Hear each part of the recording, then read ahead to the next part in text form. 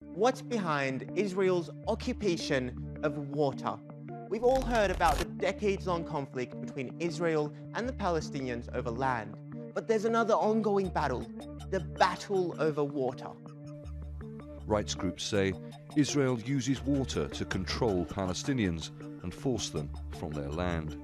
Since 1967, Israel has controlled pretty much all the water west of the Jordan River, and that has had dire consequences for Palestinians. The Washington Post recently reported that one of the world's oldest cities, Jericho, could see its famous bananas go extinct.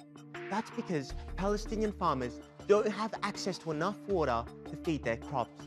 Added to that has been the demolition of dozens of wells and other irrigation systems by Israel.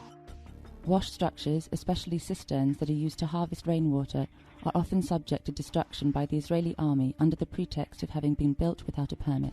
Dozens and scores of demolition orders issued by the Israeli army against water facilities, notably water cisterns which Palestinian villagers build in order to collect rainwater. And this has made Palestinians heavily dependent on buying water from the Israeli state-owned water company, Mekorot, which they can't afford.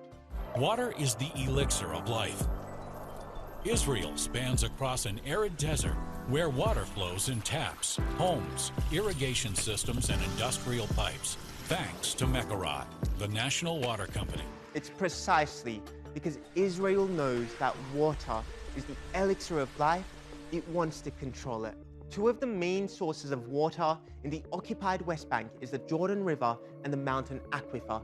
Both of these water sources are transboundary, which basically means under international law, they should be shared equally. But Israel restricts Palestinians from accessing water from the Jordan River. And as for mountain aquifer, Israel consolidated its control in the 1995 Oslo II interim agreement, which many blasted as one-sided. The agreement granted Israel 80% of access to 3 aquifers, and Palestinians were supposed to get 20%. It was a clause that was supposed to be terminated in 5 years, but 25 years on, it's still in place. The issue is denial of access to the resources, whether for surface water in the case of the Jordan River Basin, or to the water underneath our feet in the West Bank or in the coastal aquifer in Gaza. The scarcity of water has forced many Palestinians to leave their land and look for livelihoods elsewhere, like what's happening in Jericho. And it's no surprise that Israel's water policies are speeding up its process of territorial expansion, benefiting illegal settlers more than anyone else. But in the 1980s, a number of illegal Israeli settlements were built close by. And in order to provide those settlements with water, a number of wells like the one you can see on the hill behind me were also built. And it's because of those wells and the amount of water that they take that the vast majority of Palestinian farmers have been forced to leave. According to the UN body in charge of humanitarian affairs, Israelis have access to around 300 litres of water per person per day, and Palestinians in the occupied West Bank consume on average 73 litres. That's well below the World Health Organization's minimum standard of 100 litres. And I haven't even got to Gaza yet, where 90 to 95% of the water supply is contaminated and unfit for human consumption. We are really suffering from the water situation right now. The water is not only costly, it's often polluted.